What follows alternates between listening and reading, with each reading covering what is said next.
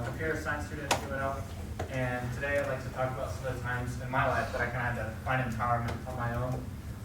And after that, I'd like to try to offer you some advice on how to implement some advice that's better than like, hey, look on the bright side. I'm a very logical person, so when I look for advice, I want to know how to do it, and that's what I'm hoping to deliver to you all today. Also, I'll be talking a little bit. I know my title is like mental health speaker, but for me, like depression, anxiety was just like one of the things that I kind of had to overcome in my life. And when I was writing this speech, I thought of how could I write this so everybody could take something away from this, because not everybody suffers from depression and anxiety. And so I had that in mind. So yeah, my title is like mental health speaker, but I wrote this with everyone in mind. So I hope all of you can take something away. And before I begin, I'd like to say that my philosophy on mental health is my own, and it's not medical advice. I think if you want medical advice on mental health, you should speak to a professional, like a counselor or a psychiatrist. So, going into high school at Waverly, I was a tall, skinny kid with a squeaky voice. Oh, I skipped a paragraph, sorry. All right, I recently created a YouTube video that was seen by Striv, that's why I'm here today, where I had to take control of my life and empower myself from deep within. This entire story kind of begins when I was a kid, but for time purposes, I'll start when I was in high school. So when I went to high school at Waverly, I was a tall, skinny kid, and I was a late bloomer, so I had the squeakiest voice. And I also had a passion for video editing, and my videos were noticed by those around me. And soon requests came in one after the other to make videos for the high school. It would be coaches, teachers, sometimes people that I didn't even know would ask me to make videos for them. And I received a lot of praise during high school for my videos. Sometimes I remember I would go to football games and some middle schoolers would come up to me and be like, I watched all your videos. And I was like, wow. And there would be people in the Waverly community that would come up to me that I had no idea who they were, and they would say that they liked my videos. There are many moments like this that I can remember, and one that really sticks out in my mind when I graduated high school. Before the ceremony, my graduating class watched a video. It was the class of 2019 video, so it's just like a summary of my entire class. And when it was over, the superintendent stood up and said, where are you at, Justin? He said, thanks for all you've done for the school, and everybody was clapping for me. So that was one that really sticks out in my mind. Outside of my videos, students and teachers would probably describe me as someone who was positive and sociable, and I was always really concerned with doing things right. I had a lot more pride in high school about how I conducted myself, as opposed to the videos I made. And you might think that someone who's perceived as being constantly positive and receives such high praise all the time would feel kind of on top of the world. This was not the case, however. During the middle of 2017, before I started my junior year, I had felt exceptionally miserable and numb. I knew what I was experiencing was depression, and every test that I took on the internet confirmed this belief. At the time, I did not have a clue what the cause was, and even wondered if there was something physically wrong with my brain. Because I know sometimes depression can be a chemical imbalance, and I was, like, why the hell is this happening? Because I had no clue. For 8 months, I battled depression on my own without telling a soul and putting on a mask every day. I couldn't for the life of me make sense of why I felt so miserable. But I made a promise to myself at this time when I was 16 that I would not use depression as an excuse for much of anything. I knew life wasn't going to give me a pass because of it. I tried very hard to avoid actually expressing myself when I was depressed, because I knew when I was a talker, will this help me? And I was like, maybe, maybe not. It's not that simple. But essentially, what they will do is they put a floor on how depressed you can be. But on the flip side, they can also put a ceiling on the number of positive emotions you feel. And kind of, I went to high school, you would be surprised to hear that during the entire second half of my time in Waverly, I was on an antidepressant. I think I felt kind of compelled to tell my story a little bit because of that I was not someone people would perceive as being depressed, because depression is not something that discriminates. It can affect anybody of any race, religion, social status. It can affect anybody. And you never truly know what someone's going through behind the scenes. After I graduated high school in 2019, I moved to Omaha, where I began college. After a normal semester of college, COVID began. My life was impacted by COVID just like everybody else's. I had all online classes, but I figured we'd all go back. Instead of doing 1.5 or just a half semester of online classes like most students, I had to do 4.5 semesters of online classes, and I was working from home during this time as well. What I thought would be an exciting college experience, where I'd meet tons of new people, turned into what felt like house arrest. After the first year of COVID, I woke up every day and saw on Snapchat or Instagram that all the people my age were back to their normal lives, and here I was watching my life go by. Even though I was on an antidepressant during this time, during COVID, if you're living like the way I was, there's not much a medication can do. Depression came in waves during COVID, and it started to become pretty rough exactly a year ago. I made some pretty big life changes, such as stopping that medication, which ironically eliminated a vast majority of my depression because I was on a high dosage at the time. For a long time, I hardly felt any emotions. When I got off of it, it was like experiencing emotions again. It was just like this huge wave. It's hard to describe. Even though I had stopped the medication and some of my depression went away, my anxiety was a constant, and it only became worse. Only people around me started to notice how anxious I had become. I would do things like get up in the middle of a conversation, pace around the room, and I would just always be, the words like catastrophizing, I believe it's called, where you're always thinking something terrible is going to happen, and it really affects how you perceive the world because you're seeing life through just a lens of fear. During COVID, I began to develop habits and thinking patterns rooted in anxiety, and that put a ceiling on my life, which slowly became more and more noticeable. The ceiling that anxiety put on my life became unbearable this past April. I won't be surprised if many years from now I look back on my life and point to April 2022 as the most influential month of my life. That was the month that my constant fear of some impending doom became reality. On April 2nd, I opened up my work laptop to see that one of my fellow interns had been killed in a car accident. I didn't know her well, but when you are young and someone your age dies and you know them, it's a reminder of the fragility of life, something that I would be reminded of again later that month. Shortly after this, my relationship ended. A week after my relationship ended, I woke up to a text from my sister. Dad had a stroke. A sense of deja vu filled my body as I barreled down I-80 from Omaha towards Lincoln, because 4 months prior to that, I had driven to that exact same hospital a few days before Thanksgiving to take my grandmother off of life support. When I arrived at the hospital, my father was in good condition, but because his stroke was next to his brainstem, over the next few days, if his brain swelled, he would likely not survive. A few days after my dad had a stroke, another significant life event happened that occurred, I won't go into detail about, but it was just as impactful as the other ones. So I woke up every day for a long time thinking that something terrible was going to happen, and then it did happen, again and again. I can tell you that when that happens, your body does not handle it well. The weeks that followed those events were some of the most difficult of my entire life. Stress and trauma is the main reason why people fall into a depressive episode. So unsurprisingly, that is exactly what happened to me. But in April, this time, I did not have medication as a floor beneath me. So when I tell you I hit rock bottom, I really hit rock bottom. I lost 11 pounds in about 10 days, and I slept for an incredible amount of negative energy inside of me. And I also had an empty calendar going into summer. I was starting a new internship, but I had a lot of time on my hands. Even though everything that happened to me in my life during COVID was out of my control, it was my responsibility to handle it. There's going to be a lot of bad things that might happen throughout your life that you couldn't do anything about and never asked for. But how you react is your choice. When the semester ended, I did a lot of self-reflection, and the most important thing I realized that there was never going to be an amount of anxiety that would prevent an impending doom from happening. It was only preventing me from living the life I wanted to live. I made the very deliberate choice at the end of the semester that I was done living like I had been for the past 800 plus days. But anxiety for me was a brick wall in the way of the life I wanted to live, but at the time I also knew that if I did not change the way I was living, I would deeply regret it later, and none of the anxieties I had were scarier than continuing to live the type of life I was living through the four walls of my room.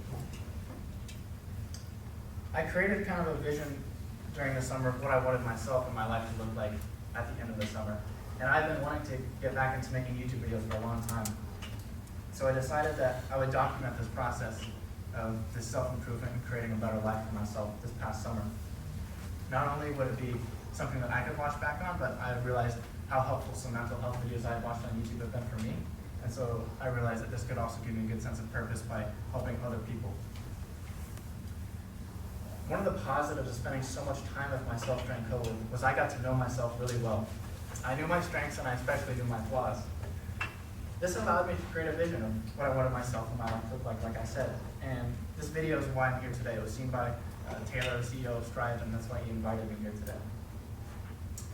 This video is about 15 minutes long, but I'm going to walk you through what was in that video just for time purposes, and at the end I'll show you all how you can access the video. So, the first part of the video, I realized I developed a lot. So I thought to myself, where's the place I can go in the United States that would just scare the hell out of me because it's so busy and crowded? And that was a very easy place for me. So in June, this past summer, I traveled to New York City. I intentionally went by myself, and it was a very life-changing experience. I went into the trip thinking that I would just be counting down the days till when can I get back into my room? When can I go back to my comfort zone? But that's not what happened. I got to New York, and I remember I got in a taxi cab, and I looked out at these buildings just go way into the sky, and I was really anxious, but after an hour, 2 hours, I had a blast. And it made me realize just how much of my anxiety was kind of fabricated in my head, and that it was the first step for me where I realized that if I can overcome these, then I can start to live the life that I'm wanting to live. It kind of made me realize too, like I said, that when your anxiety is just fabricated a little bit in your head and worrying about these irrational events that may or may not happen, it just kind of robs you of living in the present moment. During most of my childhood, my physical strength was never something that I was known for. Other kids would always point out how skinny my arms were, and it was something I was insecure about. In 7th grade, all the bench press maxes of all the students was posted on the wall, girls included, for all to see. Second to the bottom of the list was my bench press max of a whopping 40 pounds. So, in part 2 of this video, I decided to do jiu-jitsu, which is kind of a form of, similar to wrestling, but it's a martial art. This was, of course, very difficult in the beginning. I probably would have won least likely to wrestle in high school. And the owner of the gym, the academy I go to, was Warren Buffett's personal security guard for 20 years. And the head coach there was the 2019 Jiu-Jitsu World Champion. So not just like county champion, state champion, like world champion. And he got a gold medal with Team USA last week. So imagine if you're trying to learn basketball, and then LeBron James is your coach. And they don't mess around. There's a lot of people that are from the military that are in there, and then that guy, and then there's me, computer science student at UNO. I got thrown around, I got beat up a lot, but that's kind of the point. It's like, you might be wondering, if you're depressed and you went through a lot in your life, why the hell would you pay money to get your ass kicked? It's because the act of getting up is what helped me build up my mental fortitude. By surrounding myself with people that had the mental strength that I wanted, then I started to think like similar to them. Like I said, I was bruised up and beat, but getting up every time is what really gave me a sense of fulfillment. It also helped me eliminate a lot of my people-pleasing habits. For the first 20 years of my life, I viewed a lot of everybody else's needs above mine. And in jiu-jitsu, if you put the other person's needs above yours, they're just going to fold your body into like an origami, and you're just going to be in a world of pain. So that really taught me that you have to fight for yourself, and if you don't, someone else is going to fight for themselves against you. And if you're a people pleaser, I think it's important you understand that if you try to please everyone else, what's often going to happen is you're not going to please anybody, including yourself. This summer I made a lot of progress, which also meant going to therapy a lot more. And I have no sense of shame in saying that whatsoever. I read several books, listened to podcasts, and watched videos. The most difficult task I had to do this summer was to break the thinking and belief patterns that plagued me for so long. Some of the beliefs I had to undo were instilled in me at a very young age, so changing them was not an easy task, and it was certainly not an overnight process. But there's a quote I learned this summer about thinking patterns that really stuck with me. You do not see things in life as they are. You see things in life as you are. The more you change who you are, the more you change the way you see things. On this slide, I've put some YouTube channels and books that I've found over the past 5 years have been the most helpful for me. I'll talk about some of them briefly. The ones that I have in bold I think would be the best for high school students. This guy is very good, Healthy Gamer GG. He's a Harvard psychiatrist who basically streams on Twitch and people call in with their different problems in their life, not even just mental health. And he uploads it with their permission, and they're all very helpful. Jordan Peterson, he wrote the book 12 Rules for Life. He's like the most popular podcast guest in the world right now. And then those books on the left are some of my favorite books as well that helped me. So if you want to, I'll come back to that and take a picture of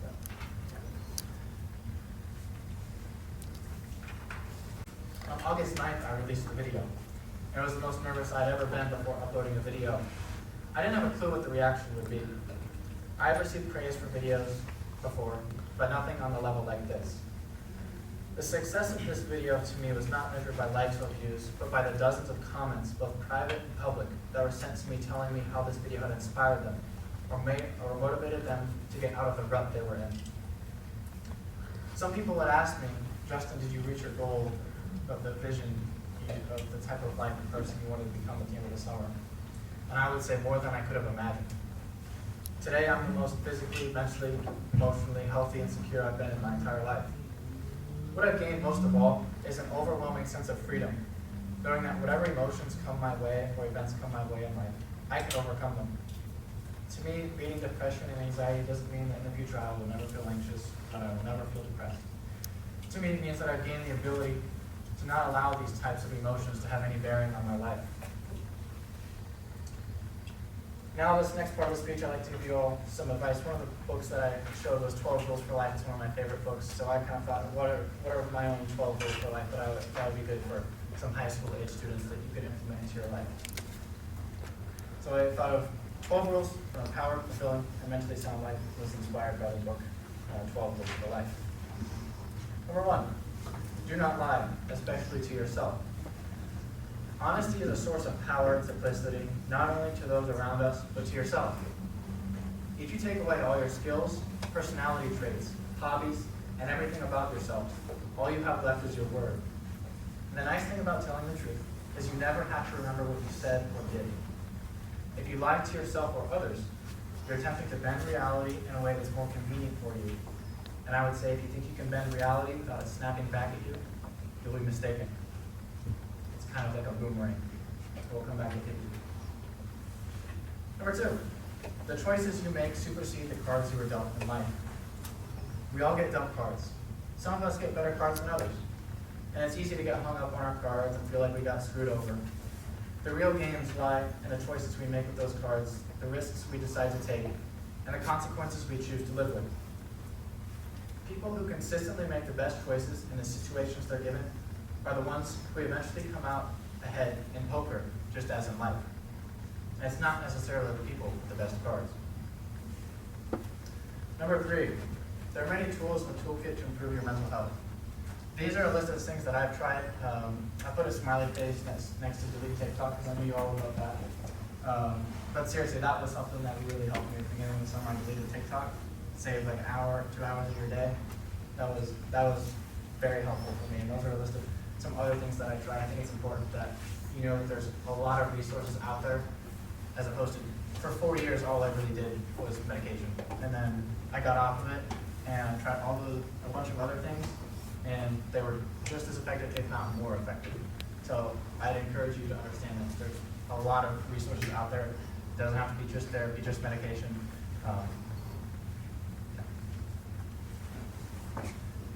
Number 4, treat yourself as if you're someone you're responsible for helping.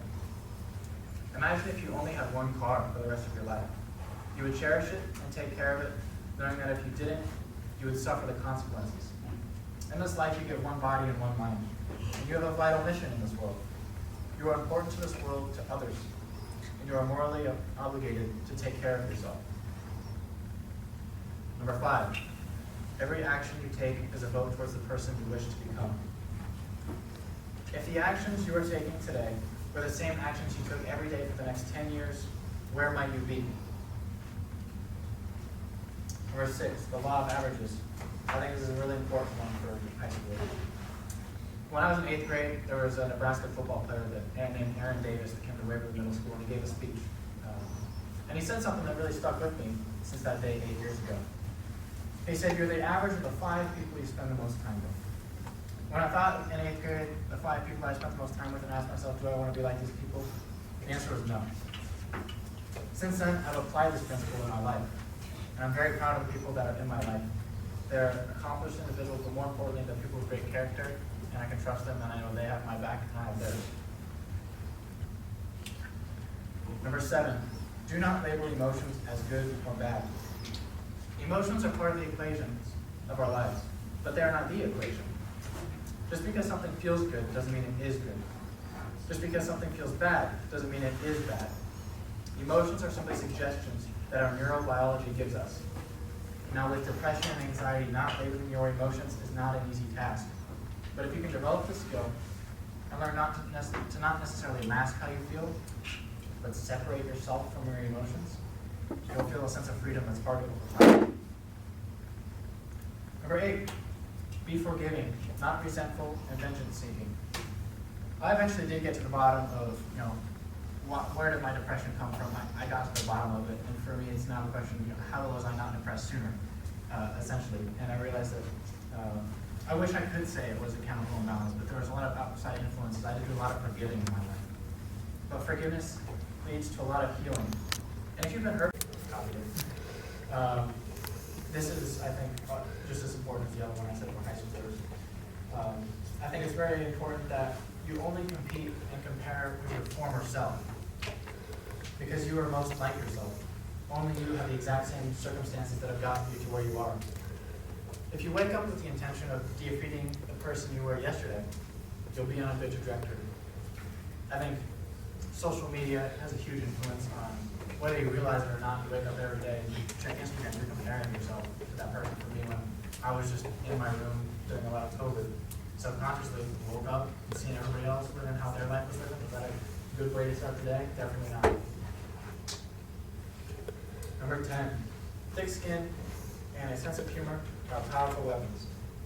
These two are really important to me because I have found that on the darkest days of my life, laughter is a powerful tool, even if it's on TikTok. Also, being able to poke fun at yourself without tearing yourself apart is a good confidence builder because it means you've accepted those flaws about yourself. Like earlier, I made fun of myself that I had a 40-pound bench press max in my 7th grade, and I had the squeakiest voice in high school. And because I've come to acceptance of that, and I think that's important. And I think that is what builds confidence, is being accepting of yourself. And that leads me to rule number 11. Confidence comes from within. Creating confidence is not about knowing it all. It's not about having the most followers on Instagram. It's not about having the longest Snapchat streak, or the most Snapchat streaks. It's not even about success in school or your career. Confidence is about trusting that no matter what happens in a particular situation, you'll be able to handle it and learn from the outcome. All right, here's the last one.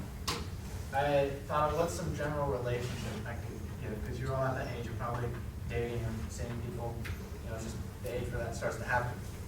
And I thought, if there was a 14-year-old Justin or I had a younger brother or sister in the audience, what would I tell them? And I had a list of probably like 100 things, because when I was in high school, a little side note, my parents got divorced when I was in high school. So my perception on relationships, I didn't really figure it out on my own. And so these are 4 things that I thought were the most common mistakes or things that if I had a younger brother or sister, this is what I would tell them.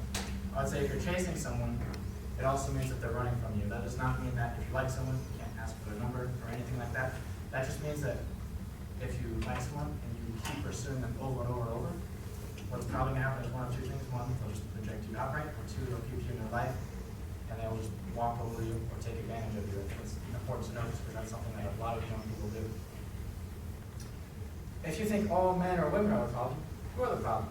I know when you're young, people don't make the best choices, and it's easy to label the entire opposite sex as this, men are that. I've gone on dates with people that are like, men are this, men are that. And I'm like, why am I here?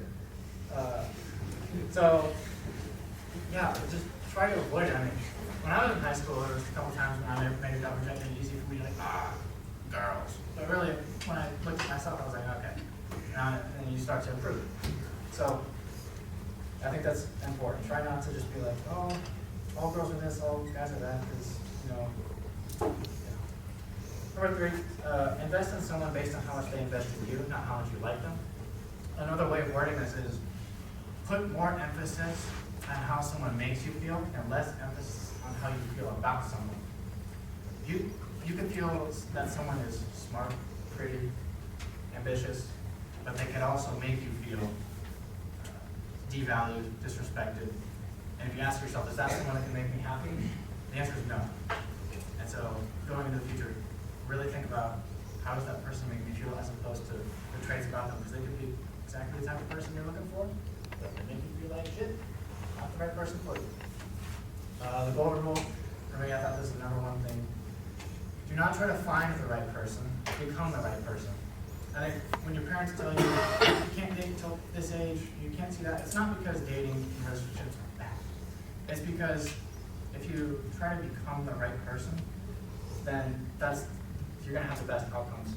Like I said, if you're chasing someone, typically you're just gonna be in a line to be with someone, and instead of trying to find the right person, you become the right person. Instead of being the person that's in line to be with someone, you can be the person that people are in line to be with. So I'll also say the best relationship advice that I've ever heard was, well, there's two ones. One is you are what you attract. So if you want someone who's respectful, who's responsible, ambitious, whatever you're looking for, become that type of person. Because like attracts like. The type of people you attract is typically is a reflection of yourself as well. And so if you want to know what type of person you should look for, right? Or what type of person you should try to become, just write on a piece of paper. What do I look for in a partner? Respectful, smart, funny, takes care of themselves. And then you become that list, because then you will attract that type of person.